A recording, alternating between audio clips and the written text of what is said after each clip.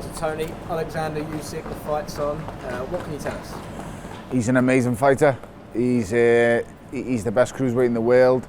He's the best cruiserweight since Evander Holyfield, and everybody says I can't beat him. So, you know, he called me name, and I always answer the phone. It's as simple as that. I'm going to take on the impossible. A lot of people are writing you off already, as you know. What's your message to those people? The message, quite simply, is keep telling me I can't do it. Absolutely nobody gives me a chance, but nobody ever gives me a chance. I was never supposed to win at Goodison Park. I was never supposed to beat the great David Hay, and I'm never supposed to even be in a ring with a man for all the belts and all the marbles. So I'll just keep going. I've got nothing to lose. I've got absolutely nothing to lose. I've secured everything I want to secure. I've been a world champion. This is a fight that, although financially isn't the best in the world, it's going to be something that I could only have dreamed of doing when I got into this sport, and something that I always wanted and dreamed of doing, but didn't think it would ever be possible. And it's a once in a lifetime opportunity that I have to take.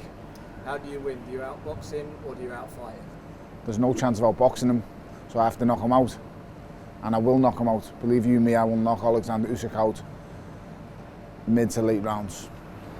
Are you still searching for respect, or is this about motivation?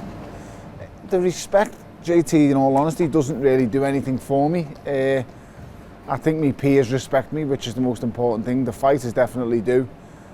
From the fans looking on the outside in, I'm trying to do something that no one from this country's ever done before, and that's hold all the belts and the Ring Magazine belts as well. So I'm just trying to, I don't know, it's hard to say. I'm daring to be great.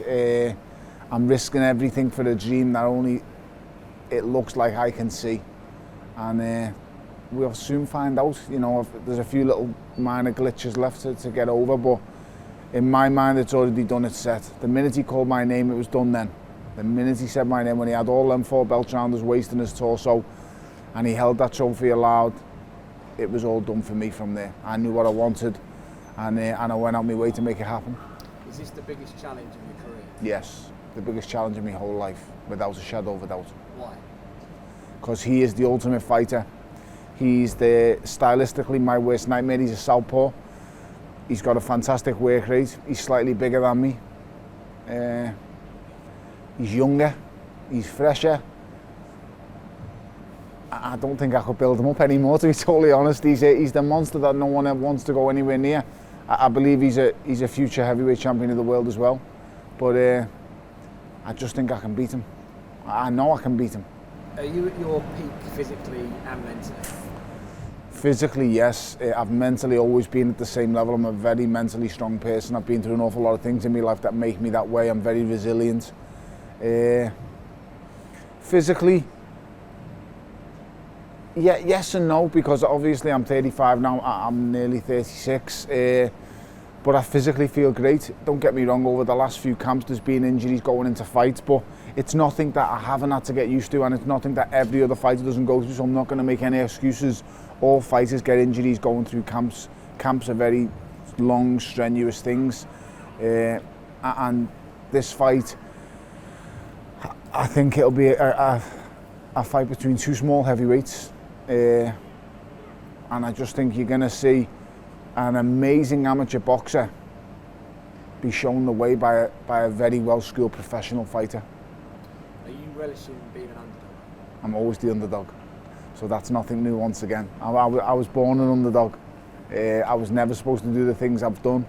I was never supposed to see the things I've seen, and I was most definitely never supposed to earn the amount I've earned. So I was wrote off from the start, so I'm in a nowhere. I can't lose, JT. I cannot lose. If I lose this fight, I've lost to possibly one of the greatest cruiserweights ever. And I'm not stupid enough. Not many fighters will get in front of you and say, "Well, if I lose, of course I can lose. I've got 2 arms and 2 legs. Every man can lose on a given day." Do I think I'm going to lose? Absolutely not. No. But you have to look at the realistic facts of it. He's amazing at what he does. He's unbeaten. He hasn't tasted defeat yet in the professional ring. He's probably tasted defeat on an amateur scene a handful of times in well over 200 fights. I was on the same amateur circuit as him. I'd sparred with him in Ukraine.